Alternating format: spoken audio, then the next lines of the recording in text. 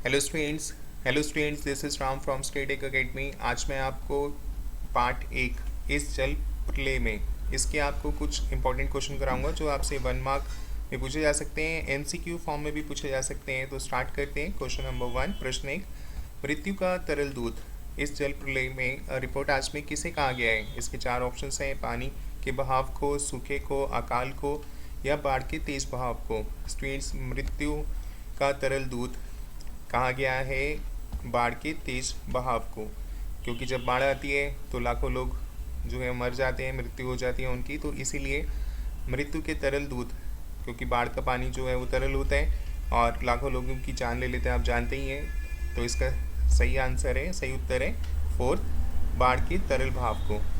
अब आते प्रश्न 2, इस जल प्रलय में पाठ के लेखक कौन है? तो इसका इसके जो लेखक हैं वो हैं फणीश्वर नाथ रेणु। और अब आते प्रश्न 3, लेखक ने इस जल प्रलय में नामक पाठ में किस स्थान की बाढ़ के बारे में वर्णन किया है? तो स्टूडेंट्स, ये जो चैप्टर पार्ट है इसमें किस स्थान के बारे में बताया? तो यह घटना जो है वो पटना शहर की है और सन 1967 में 18 घंटे लगातार वर्षा के बाद पुनपुन का पानी निचले हिस्सों में घुस गया था। और इसी घटना को स्टूडेंट्स इस चैप्टर में यानी इस पार्ट में बताया गया है इस जल प्रलय में। और अब आते हैं प्रश्न 4 है, बाढ़ की खबर सुनकर लोग किस तरह की तैयारी करने लगे? जब बाढ़ आती है तो लोग डर जाते हैं बाढ़ का नाम सुनते ही। और आजकल तो आप देख रहे हैं कि पूरे हिंदुस्तान में बाढ़ ही आ ही रही है हर जगह।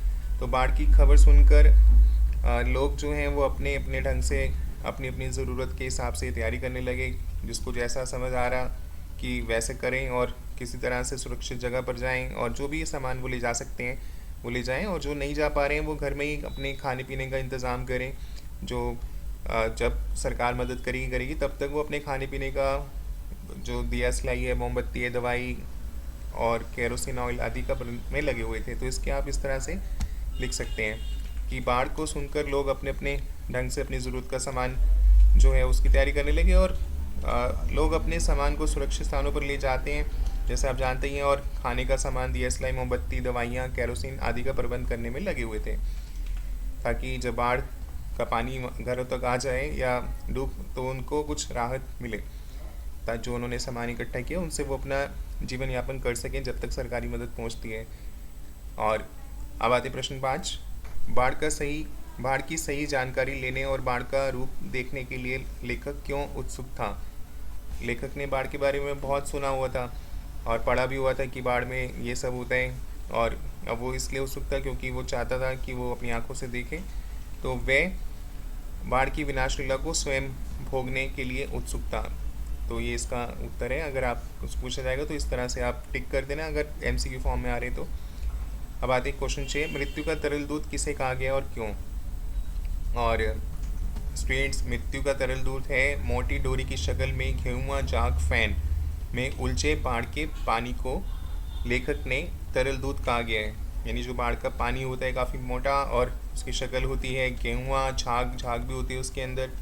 तो इसी को मृत्यु का तरल दूत क्या है? मृत्यु का इसलिए क्या, क्योंकि वो लाखों लोगों की जान ले लेते हैं बाढ़ आती है जब।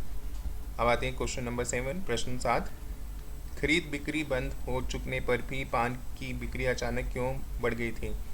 अब बाढ़ आ गई तो सभी दुकानें बंद हो गई, पर एक दुकान खुली थी और वो थी पान की दुकान। तो अभी की दुकान पूरे खुली है जगह जहाँ बाढ़ आई है, तो अब वहाँ पे पान की बिक्री जो है अचानक जो है वो सेल बढ़ गई। इसका कारण ऐसा क्यों हुआ था? तो स्टूडेंट्स, वहाँ तो बाढ़ जब आई तो पान की दुकान पे रेडियो और ट्रांजिस्टर वगैरह चल रहे थे और समाचार वहाँ से प्राप्त हो रहे थे। अब लोग वहाँ पर गए तो वहाँ उनके मन में जिज्ञासा भी थी कि बाढ़ का पानी कहाँ तक आ गया है।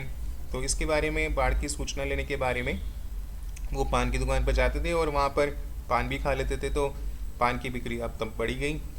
इसका यही कारण है। तो इसका मुख्य कारण था एक तो बाढ़ का आना, और जब बाढ़ आई तो बाढ़ की में पान की दुकानें खुली थी तो उसके द्वारा लगाए गए रेडियो ट्रांजिस्टर लगातार जो है वो बाढ़ का हाल बता रहे थे। तो लोग वहाँ इकट्ठा होके बाढ़ की स्थिति के बारे में सुन रहे थे, हाल समाचार जो है तो वहाँ पर सब मिलकर फिर पान भी खा रहे थे, तो इसलिए पान की जो है बिक्री बहुत बढ़ गई। अब आते हैं प्रश्न 8 पे। बाढ़ पीड़ित क्षेत्र में कौन कौन सी बीमारियां फैलने की आशंका रहती है? जब बाढ़ आती है तो कई तरह की बीमारियां भी साथ में लेके आती है, जैसे हैज़ा, मलेरिया, टाइफाइड और इसके अलावा और भी बीमारियां जो फैल जाती हैं, उनकी संभावना बनी रहती है। और अब आती है प्रश्न 9। नौजवान के पानी में उतरते ही कुत्ता भी पानी में कूद गया, दोनों ने किन भावनाओं के वशीभूत होकर ऐसे किया? तो इसका उत्तर बहुत ही सरल है। दोनों में परस्पर गहरा लगाव था, दोनों एक दूसरे से बहुत प्यार करते थे और दोस्त होने और इसी अपनेपन लगाव की भावना से वशीभूत होकर कुत्ता भी पानी में कूद गया। और आप जानते हैं कुत्ता जो है वो सबसे वफादार होते हैं और अपने मालिक के साथ कभी भी बेवफाई नहीं करता है, वो हमेशा उसके वफादार बना रहता है। और ऐसे ही किया कुत्ते और नौजवान में बहुत गहरा लगाव था, दोनों एक दूसरे से प्यार करते थे, दोनों में परस्पर गहरा लगाव था। तो जैसे ही नौजवान पानी में कूदा तो कुत्ता भी उसके साथ कूद गया। अब आते प्रश्न 10 पे। पानी कहाँ तक आ गया है? पानी कहाँ तक आ गया है? लोग यही कह रहे, उनकी जिज्ञासा हो रही थी भाई पानी कहाँ तक आ गया, सबकी जुबान पे यही शब्द चल रहे थे, तो सबकी जुबान पर यही जिज्ञासा है। तो इस कथन से जनसमूह की कौन सी भावनाएं व्यक्त होती हैं? तो इससे आप क्या अंदाज़ा लगाते हैं कि सब ऐसे बोल रहे पानी कहाँ तक आ गया भाई, पानी कहाँ तक आ गया? तो इस कथन से जनसमूह की जो भावनाएं हैं वो व्यक्त होती हैं। कौतूहल, सब सोच रहे हैं इसके बारे में, एक्साइटेड हो रहे हैं, उनको क्यूरियस भी हैं, यानी उत्सुकता भी है उनके मन में, जिज्ञासा भी है, और अपनी सेफ्टी के बारे में भी सोच रहे हैं, सुरक्षा के बारे में भी सोच रहे हैं कि हम बचेंगे या नहीं बचेंगे, या हम किस तरह से अपना जो है इंतज़ाम करें, सुरक्षित जगह पे जाएं, या फिर कुछ सामान जो ज़रूरी है रोज़मर्रा की ज़िंदगी जीने के लिए उसको एकत्रित करके रहें और ऊंचे स्थान पर जाएं। तो सुरक्षा की भावना और कौतूहल, उत्सुकता, ये सब जो है प्रदर्शित होती दिखाई देती हैं। तो स्टूडेंट्स, आज मैंने आपको ये 10 प्रश्न कराए हैं, और आगे भी पढ़ना चाहते हैं लर्न मोर, तो जितने भी ये चैप्टर्स हैं, चाहे कृतिका बुक के हैं या क्षितिज के हैं, ये जो सब आप जानते हैं, और स्पर्श के हैं, ये सब हम आपको पूरा सिलेबस हम कराएंगे, सभी के MCQ फॉर्मेट्स में आपको कराएंगे, 1 मार्क में कराएंगे, ताकि अब जो एग्ज़ाम्स ऑनलाइन हो रहे हैं, और जल्दी ये कोरोना वायरस हट जाएगा तो उसके बाद सब ठीक हो जाएगा। तो अगर आप करना चाहते हैं तो वीडियो को ज़रूर लाइक करें, चैनल को भी सब्सक्राइब करें, बेल आइकन को भी हिट करें, यानी टर्न ऑन करें नोटिफिकेशन का। कोई डाउट है कमेंट सेक्शन में लिखें, अपने फ्रेंड्स को भी ज़रूर शेयर करें। और हमारा एक व्हाट्सएप ग्रुप है जिसका लिंक डिस्क्रिप्शन बॉक्स में है, उसके थ्रू आप ज्वाइन भी हो सकते हैं, और कुछ पार्ट्स ऑलरेडी अपलोडेड हैं, उनके लिंक्स भी आपको जो डिस्क्रिप्शन बॉक्स में वहाँ पर आपको मिल जाएंगे, वहाँ से हम उन पार्ट्स की जो प्रिपरेशन है वो आप कर सकते हैं। Bye students and have a good day.